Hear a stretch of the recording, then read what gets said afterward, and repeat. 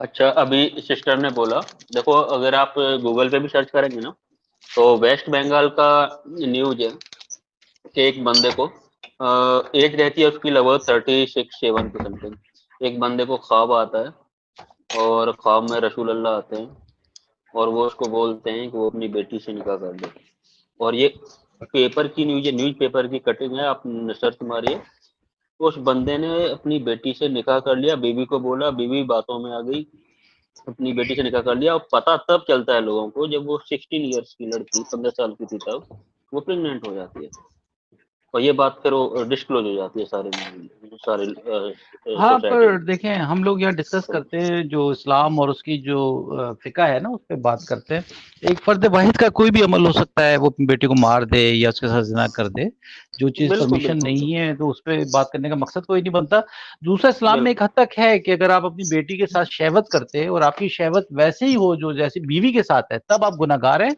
और अगर उस तरह की शहवत नहीं है तो फिर आप गुनाहगार नहीं है। तो इसका भी एक गलीज यार सोच है ये ना तो ये। बड़ी शर्म वाली बात है। बिल्कुल अगर मैं इसकी डिटेल्स में जाऊं मोहम्मद अरबी साहब, तो जी, आई एम श्योर कि आपको भी इसकी डिटेल बताते हुए शर्म महसूस होगी डेफिनेटली। कि ये मतलब क्या है असल में, कि बीवी जैसी शहवत और बीवी के अलावा मतलब इसका, अगर आप अब ये इसकी डिफरेंशिएट कौन करेगा, ये बताएं। हाँ, अब आप डिटेल में अगर जाएंगे तो इतनी शर्मनाक बात है कि अपने मुंह से निकालते हुए भी शर्म आए इंसान को। जी जी जी। और आपको पता है कि ये एक फिक़ह हनफी का एक फतवा था कि अगर माँ के साथ भी इंटरकोर्स करना है तो वो कोई रेशमी कपड़ा बांध के आप लपेट के आप कर सकते हैं। तो ये है इनके, इसी वजह से ये लोग इस किस्म की सोच लेकर आते हैं, इनके जहनों में आती है कि ये कोई बकरी को, कोई जानवर को, किसी माँ को, किसी बेटी को नहीं छोड़ते। और आप पाकिस्तान में भी गूगल कर लें, कंटिन्यू ये खबरें आ रही है कि बेटी के साथ मुकाला किया बाप ने।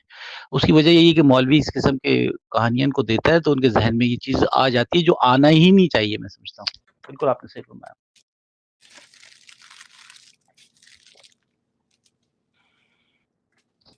अच्छा, ये हमारे साथ वो भी आ गए, पोस्टे इमाम है शायद, हाँ, का नाम नहीं आ रहा जी जी। धन्यवाद, वेलकम। कैसे हैं सर आप?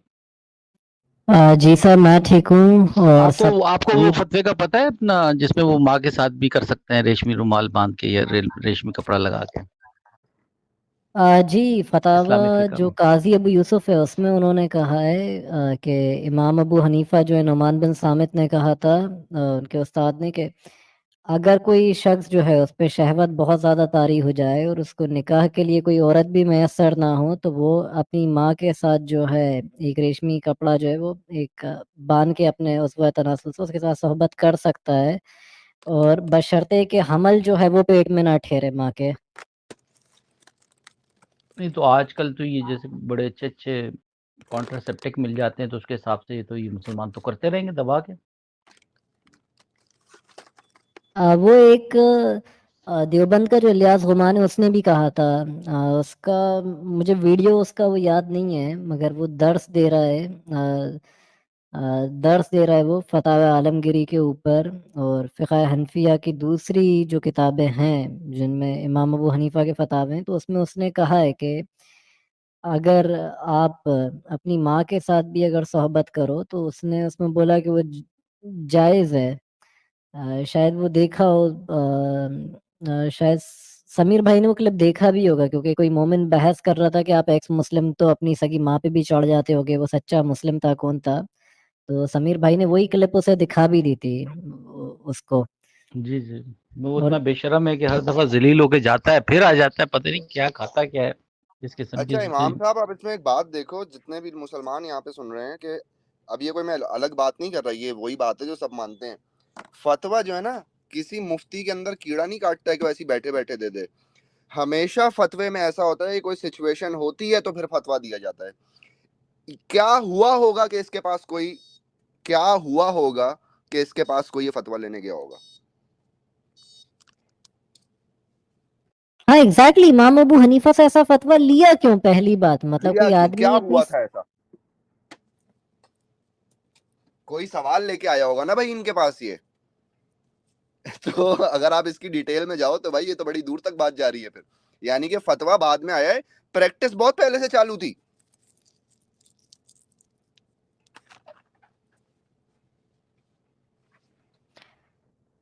हाँ, और آج کا ٹاپک جو ہے مومنوں کو نان مسلم فیسٹیول سے کیوں نفرت ہے، تو اس کے اوپر تو بہت ساری مطلب احادیث ہیں احکام الذمہ کے اندر، تو مطلب کہ مطلب کہ کافروں کے تیوہار جو ہیں وہ نہیں منانے چاہیے۔ امام ابن قیم جو ہیں انہوں نے اس میں پوری حدیث کو جمع کر دیا، یعنی ایکچولی ہم ایکس مسلمس کے لیے کام ایزی کر دیا کہ پورا کمپائلیشن کر ڈالا ایک جگہ ہی۔ تو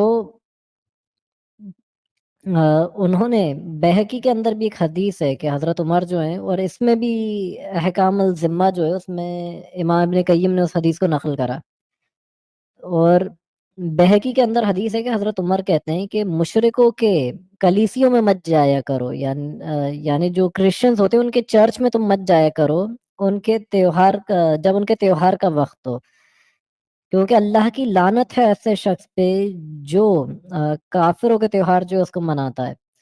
پھر اسی طرح بہقی میں اسی کے جسٹ بعد ایک اگلی حدیث آئی ہے کہ وہ بھی حضرت عمر سے ہی ہے کہ حضرت عمر نے فرمایا کہ جو بھی اجمیوں کی زمین پر رہے، یعنی نان عربز جو ہوتے ہیں اجمیوں کی زمین پہ جو رہے اور ان کے تیوہار منائے جو ہمارے دین میں نہیں، یا ان کی قوم کے مشابہ ہو، ان کی نقل کرے اور اس حال میں وہ مر جائے، تو قیامت کے دن وہ انہی میں سے ہوگا۔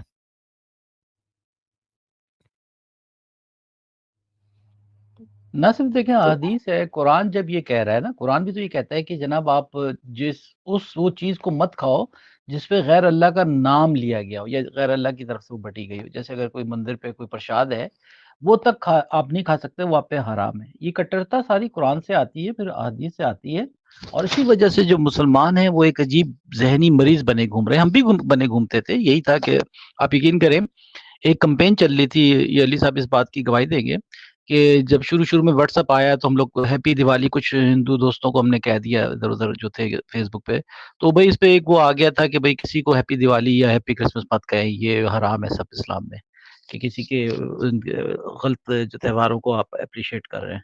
یہاں تک انہوں نے کر دیا تھا، ہیپی دیوالی کہنا منع کروا دیا تھا۔ جی سر، پاکستان میں لا پاس کی مطلب آپ کے ملک میں لوگ بھوکے مر رہے ہیں، لوگوں کے پاس نوکریاں نہیں ہیں، لوگوں کے پاس گھر نہیں ہیں، حالات خراب چل رہے ہیں آپ کے ملک کے، دہشت گرد حملے ہو رہے ہیں آپ کے ملک پہ، پڑوسیوں سے آپ کے حالات اچھے نہیں ہیں، لیکن یہ سارے مسئلے جائیں بھاڑ میں، لا پاس ہوگا کہ ہولی منانا جو ہے وہ قانونی جرم ہے۔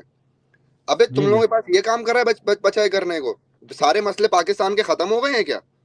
کوئی مسئلہ بالکل بچا نہیں بالکل تم لوگوں کے پاس کہ تم لوگ یہ سوچنے کہ تمہارے پاس ٹائم ہے کہ ہولی منانا صحیح ہے یا نہیں۔